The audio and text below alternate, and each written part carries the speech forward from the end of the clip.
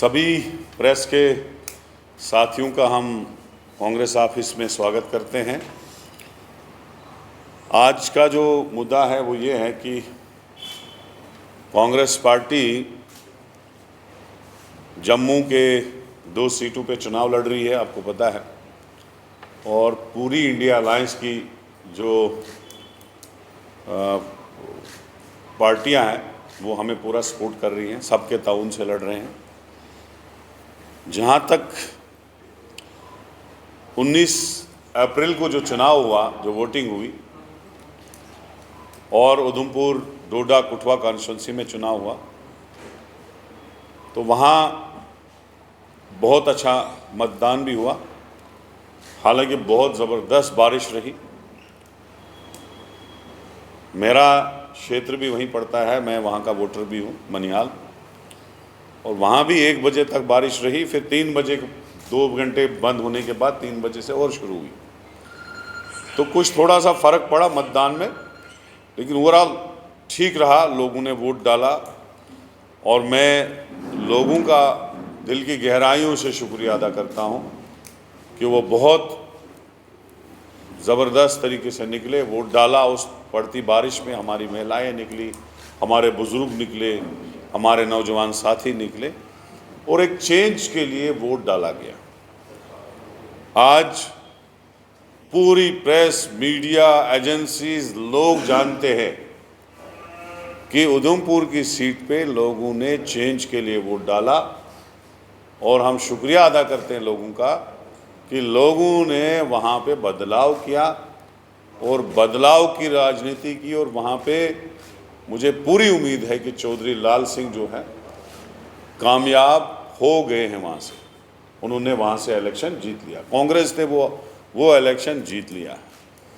अब कोई बीजेपी की पार्टी ये हवाबाजी करे अपने वर्करों का मनोबल बढ़ाने के लिए, जो टूट चुका है, उनको पता चल चुका है। जो हमारे दोनों एमपी है वो पब्लिक में बिल्कुल फेलियर हैं। उन्होंने 5, 6, 10 साल किसी को शक्ल नहीं दिखाई, 10 साल वे लोगों से मिले नहीं, लोगों के काम नहीं किए, अपना सारा जो उनका एमपी लेड है वो ज़ाया कर दिया है।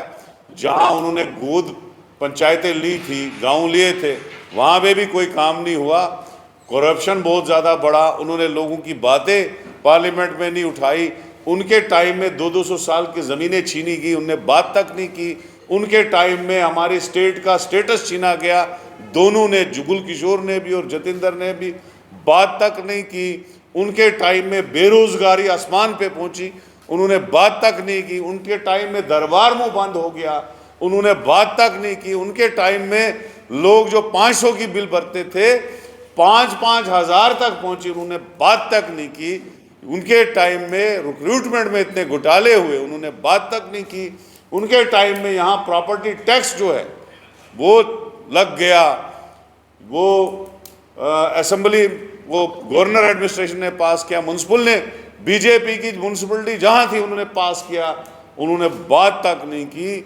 इसलिए लोग बदलाव की राजनीति चाहते हैं।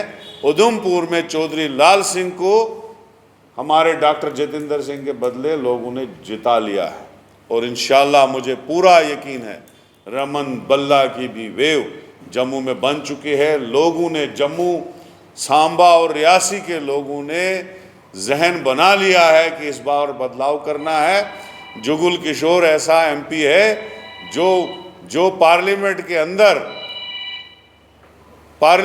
अंदर बात करता है कि जम्मू में जो है मेट्रो ट्रेन चल रही है, और जिस मेट्रो ट्रेन का कोई खाता भी नहीं है, कभी बात तक करने नहीं आई, अपनी कॉन्स्टिट्यूंसी चलाने तक नहीं आई, किसी नौजवान की बात करने नहीं आई।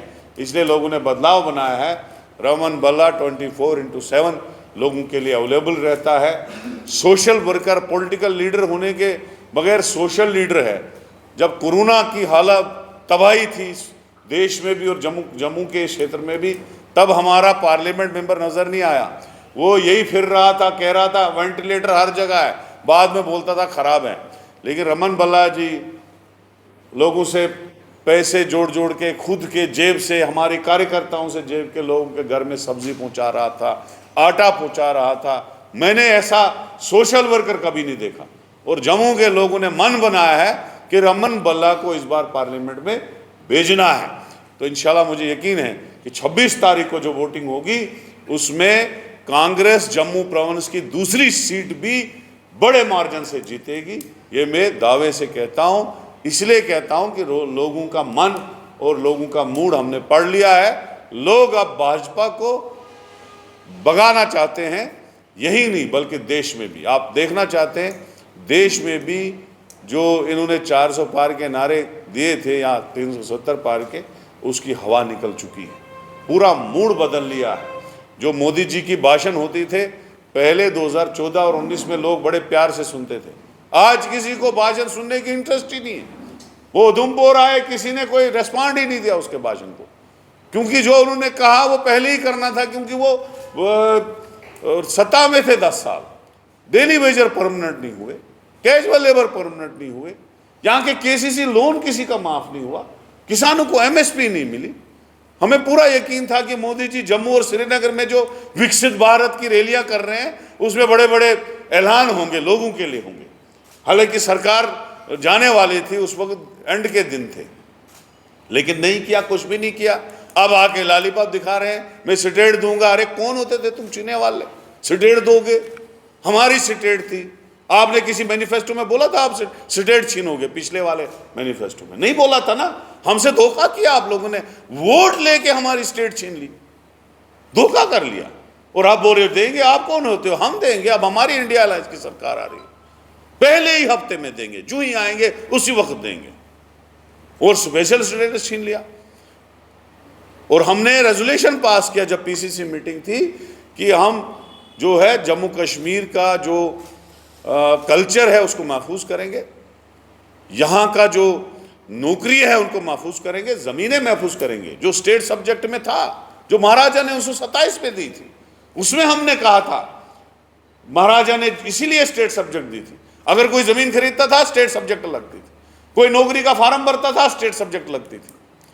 और स्टेट सब्जेक्ट इसलिए था कि दूसरे बाहर वाले के कल्चर वाले को स्टेट सब्जेक्ट नहीं मिलता था। डोमिसाइल तो इन्होंने रेवड़ियों की तरह बांट दिया, हर जो आदमी बाहर से आया उसको डोमिसाइल बांट दिया।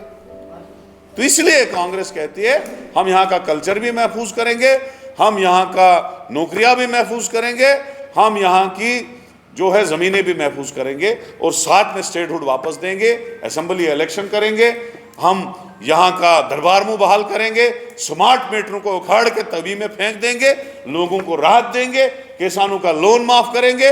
और जो हमारा गारंटी कार्ड है, जो राहुल गांधी ने कहा है कि अगर हम सत्ता में आते हैं, वो गारंटी कार्ड आप सब लोगों के सामने लगा है, छपा है, वो आप पढ़ लीजिएगा।